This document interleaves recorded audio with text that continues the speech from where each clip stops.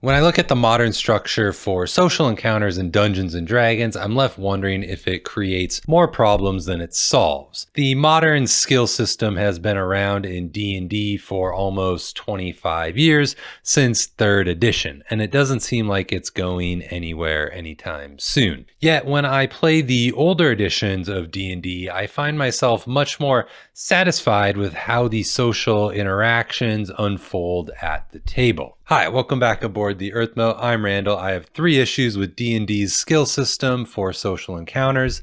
Today, we'll talk about it.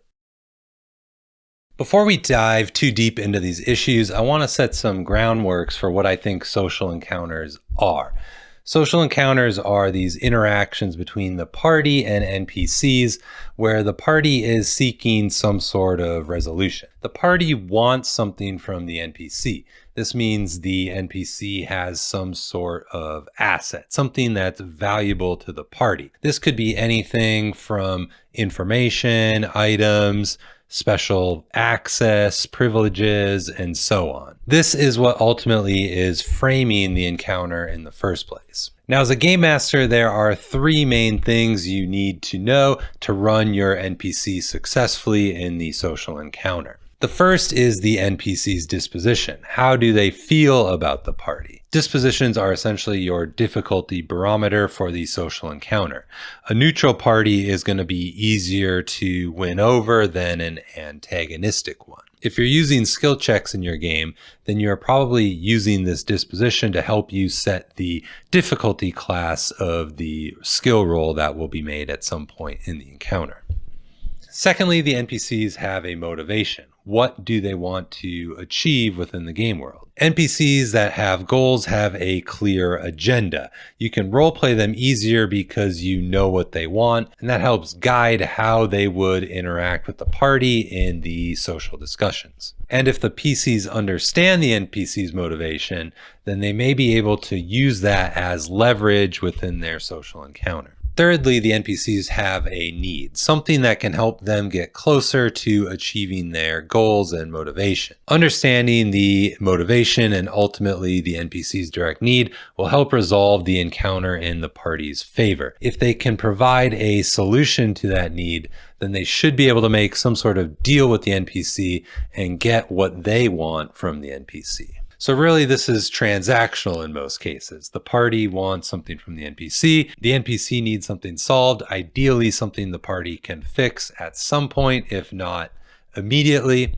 If they can satisfy both needs, then the encounter will be resolved successfully for the party. If the party cannot or will not meet the NPC's needs, then they can't get the NPC's asset in this social manner.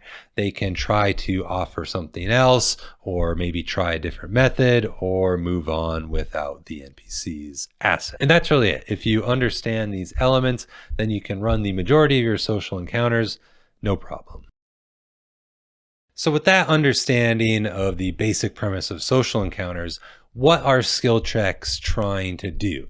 Well, simply put, they are a mechanical resolution system. Rather than using pure freeform roleplay to resolve the social encounter, the skill check gives the party probabilistic odds of resolving the encounter. Maybe they cannot fully meet the NPC's needs, but perhaps there's a chance that the NPC would settle for a lesser resolution to their problem, and as a result, the game master might call for a skill check for a persuasion roll or deception if they're partially lying to the NPC. The skill check is essentially removing game master fiat for determining if the free-form social argument was good enough or not. A lot of players like this because they seem to inherently distrust their game masters and the calls they make at the table. To that, I'd say maybe find a better game master if you're running into that issue a lot, but it is somewhat understandable. Mistakes and bad calls do happen to all of us game masters. It's a tale as old as time in refereeing, whether it's sports or a role-playing game. I would argue, however, if you're using a skill system, there is still some game master discretion in place because they are ultimately setting the difficulty classes for your skill check roll. And they can also choose to impose a bonus or a penalty to your roll if they so choose under the circumstances of the encounter. Additionally, some game masters feel the need to just call for skill checks because they exist within the system in the first place. I think this is a problem and we'll discuss it in a moment. But first, if you think I've passed my persuasion check so far, please give the video a like and consider subscribing if you'd like to see more content and discussions like this in the future. All right, I said I had 3 issues with skill checks, so let's go ahead and get into them. The first problem is around the solid argument. The players understand the situation, they did their research on the NPC's needs, and they make their case to the NPC. All of these things are fantastic if you are a game master. You should be excited that your players are willing to be so engaged with your world and interacting with your NPCs. So after they've presented their solid argument, you do what most game masters do with a skill system baked into their game. You call for a skill check. You see where this is going? Yeah, the party makes their roll only to hit that wonderful natural 1. Now I know a natural 1 isn't an auto fail in 5th edition, but it probably prevents the players from clearing that difficulty class hurdle that you've set for the roll. First off, don't do this. If your players have a good argument, give it to them, please. Don't ask for a roll, even if you have a skill-based system in your game of choice. But so many newer game masters do. Why? Because it's built into their game system. There's this skill system in there, so it's natural for them to want to press all the buttons at the time that seems appropriate within their system. While this is easily avoidable in modern editions of D&D, I still find myself preferring the older editions that forego these social skills entirely. Why? Because it really forces my players to think through their arguments that they're trying to make to the NPCs, and it forces me as the game master to really focus up on the NPC's perspective to see if what they are offering is satisfactory to resolve the encounter, and I don't have to rely on a dice roll with some pretty high variance to determine that outcome.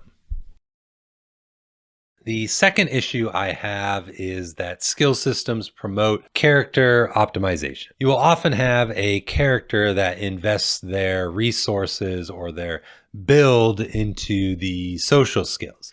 This gives them the biggest number on the skill check. By the nature of having the big number, they become the party's face. They do all the talking, they do all the negotiating, because at some point the game master is going to call for that skill check and they have the best chance of succeeding. So naturally they should do all the talking so they can make all of these social die rolls. To be clear, this does work as intended for the character within the modern system.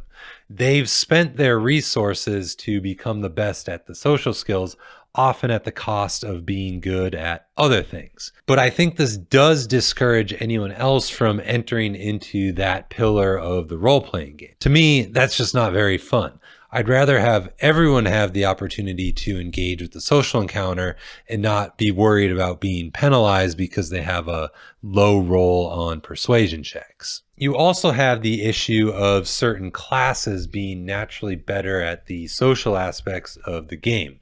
If you want to play a social cleric or wizard, that's totally fine, but you're going to be suboptimal to the charisma-based classes like the bards, warlocks, paladins, and rogues with their ability to apply expertise to the social skills. Again, this probably works as intended by the modern game because these classes have their own design space, but I'd rather have all my players engage with the social encounters rather than sitting back simply because they just don't have that big number. When I've run older editions of Dungeons and Dragons, I've noticed much more social roleplay from everyone at the table. Suddenly, the dwarf character can chat with the dwarves that they meet on the road because they have a higher affinity with one another. He or she may have a low charisma stat, but naturally within the fiction, it just makes sense.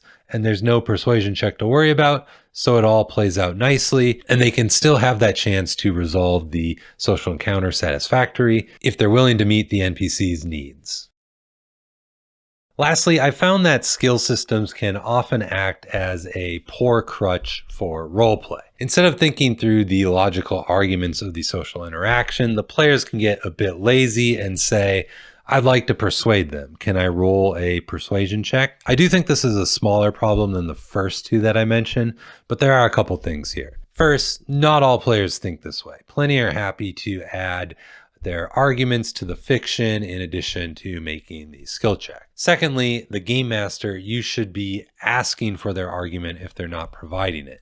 If you aren't asking for their argument, it's a bit lazy on your end, and you are encouraging this type of behavior by allowing it. But I've seen it happen, and it can sort of creep up over time. So I think it's worth mentioning and monitoring in your own game so you don't kind of get stuck in this rut. Now, I'm not one of those people who is asking for everyone to act out all their social encounters like it's a theater. When I talk about role play, what I mean is that the player should be trying to take actions that their character would logically do. They don't have to use a silly voice, but they do need to explain their thinking to me, the game master, and their teammates at the table.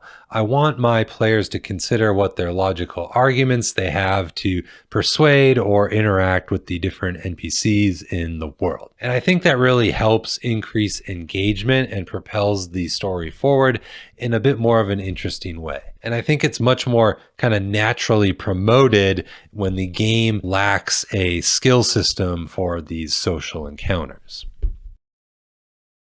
So looking at those three issues, I have not missed having the social skills built into my game system when I'm running OSR style Dungeons and Dragons. Players have had meaningful encounters with NPCs that they come across. Everyone can participate in the discussion because there's no worry about skill rolls or the deception stat on your character sheet. I do think it encourages higher engagement with the interactions because the players have to present their logical arguments and best possible solutions for the NPC's needs to gain whatever they're hoping to get from the NPC. And once it seems to reach that sort of natural resolution, we don't have to worry about a bad die roll mucking it up. It just happens, and I think that's a really freeing thing. So that's it. That's my three issues with the social skill systems in Dungeons and Dragons and why I don't use them. Let me know what you think in the comments. And before I go, I do have a small special announcement I'd like to make. Earthmote is turning 1 year old at the end of November. I'm thinking of doing a Q&A video to celebrate. So if you have any questions about RPGs, running sandboxes, anything about YouTube, or possible personal questions, leave them in the comments section. I'll take some of them and make a Q&A video, and then I'll release it around the anniversary of the channel. Thank you so much. If you enjoyed the video, please give it a like. Consider checking out Enchanted Nimbus, my monthly newsletter. Thanks for hopping aboard the Earthmote. I'll see you in the next one.